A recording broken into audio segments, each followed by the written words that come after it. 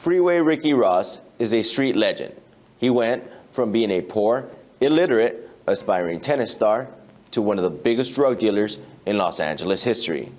After being part of an international drug ring and making up to $2 million a day, he's starting over from scratch and trying to build another empire, this time the legal way. 20 years of prison have turned this former kingpin into a fully literate activist who is trying to make a difference by keeping kids from following in his footsteps. Today, he sits down with RT to talk about his rise and fall and to discuss his connection to the CIA Contra controversy. Ricky Ross, thank you for joining us today. A lot of poor neighborhoods here in Los Angeles have suffered from gangs and drug abuse, and a lot of people blame you for that. Now, how do you think that you can help and rebuild these communities? Well, I think I'm the perfect one for this job that needs to be done because, I mean, if you haven't lived this life, it's like an experiment. You know, my life has been an experiment. And had I not been through this experiment, then I wouldn't know what happened. You know, most people don't know what happened in South Central. They don't know how you get started selling drugs. They don't know how you get out of selling drugs. They don't know how you can go from being illiterate at 28 years old to being as literate as I am now. You know, basically, I do law work. You know, like I said, I'm filing my paperwork today in my lawsuit. What do you think about the rapper Rick Ross taking on your persona? Every day I'm hustling, every day I'm hustling. He's never sold drugs. He's never been involved with any type of crime. You know, he was a college boy, played football, from what I understand, and he was a prison guard. You know, and you know, to be a prison guard, your record has to be spotless. You know, so he's definitely created a fraud, and you know, he's perpetrating a lie. What role did the U.S. government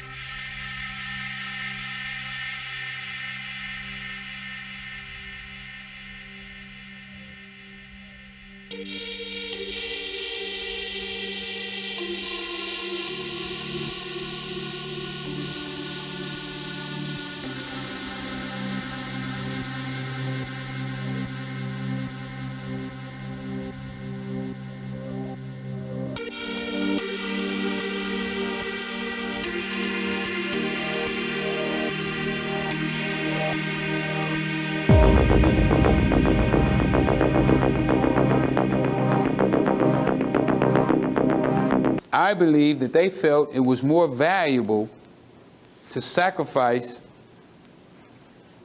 a particular sector of America and a race of people in America in order to save the whole country. So they let these guys open up pipelines. Danilo Blandon, Norman Nessis, and the rest of the crew that worked with the Nicaraguan connection. Because I knew about 10 or 15 different Nicaraguans that was all inside of this, you know, Contra organization that was selling drugs. So by them allowing these guys, or basically turning a blind eye, because I don't think the government necessarily gave them the drugs or whatnot, but in a sense they sanctioned it because they turned a blind eye. They knew that these guys were selling drugs, but they did absolutely nothing about it. I also believe that had they not let these guys sell drugs, it's possible that I would have never become a drug dealer. What does that say about our government when they're looking the other way while a deadly substance is coming into our communities for the sake of fighting a communist regime in Central America? Well, it says that our government will sacrifice its people to accomplish a goal. And this is not the first time that they've done that. We've known numerous times in our history where they have sacrificed, especially the black man. In that case, it's tough to hear that the ends justify the means. They felt that it was more valuable for them to keep Russia out of America, you know, and for America to keep its way of life. Do you think that the CIA or any other sort of government agency is still helping to funnel drugs into America?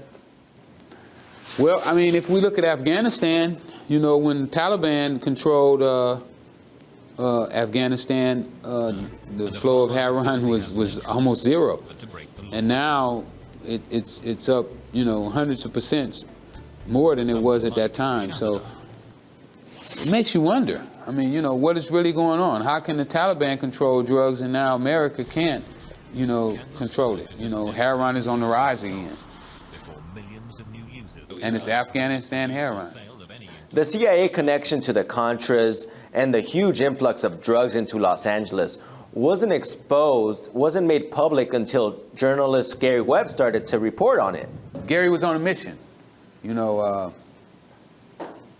approve of what I did. But he said that if I was in prison, all the other players should be in prison right there with me. And that I shouldn't be used as a scapegoat. He felt that justice should be level. You know what I'm saying? Not to where if you got political pull or you got money or this, that you can escape justice. And that's how Gary felt. Everything that Gary Webb said was eventually proven to be factual. So why do you think that it was so controversial when he was actually coming out with it? And why do you think that he was attacked so much by the mainstream media? What they really tried to attack him on is they tried to say that he said that the government deliberately put the drugs into the black community. They took his words and twisted them, and I never saw where he said that he think that the Bush administration or the Reagan administration or anybody went into an office and said, hey, we're going to plan to put these drugs into the black community to destroy the community. That's not what he said. He said is that what I understood him to say is that they knew that it was taking place and that their workers, because the Contras was on the CIA payroll, so they was their employees, and that they did nothing about it. Now, in some speeches, Gary Webb talked about how the DEA told him that what he was reporting on would put people's lives at risks. Now, do you think that was just a scare tactic? And are there parallels from what was happening then to what is happening right now? Today in the news, we hear about WikiLeaks exposing all these U.S. military secrets. And we're also hearing on the news that these secrets are supposedly putting people's lives at risk. I mean, talk about the similarities. I mean, our government is really out of control. DEA, FBI, they're really out of control. Nobody, when we find wrongdoing in our cases and stuff, there was nobody that we could run to and say, hey, this guy is doing such and such and such and such. Even with the crooked cops, there was nobody that we could go to express what was going on, that these cops were beating us. These cops busted my head open and with flashlights. They let a dog bite me while I was handcuffed. But there was nobody that we could go to and express what was going on. You didn't even know how to read when you got out of high school, yet you were still able to run a multi-million-dollar business. I mean, how is it that you're able to go through school and never learn how to read? Well, the teachers really weren't interested in teaching me. They were interested in getting a paycheck, which is another one of America's way of thinking. See, America's not thinking about getting smart, they're thinking about getting a check.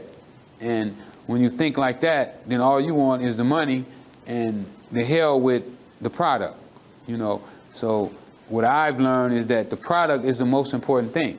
Being in the game is more important than getting the money out of the game. Tell me about your involvement in the hip-hop game. My pet project is a social network website that I started right now. It's called freewayenterprise.com. We're the biggest social network on the West Coast. We just broke inside of 100,000 ranking in the United States. I think we're 330,000 in the world. So it's growing. I think we reached those numbers faster than even Facebook and MySpace did. So I'm making some progress. With that, it's a platform where artists can come on, put their music, and be discovered by different A&Rs come on there looking for artists. I myself looking for artists to sign to my label. Back in the day, rappers used to talk about real issues in the ghetto. What happened? Is hip-hop watered down? They don't know what's going on in the streets. They don't know about the struggles. Because when rap first started out, they talking about, the ones that I first started with was Rappers Delight. The guy talked about his son was telling the dad that he didn't want to go to school. He said the teacher was a jerk. She must think he was a fool. And all the kids smoke weaver. I think it'd be cheaper to get a job.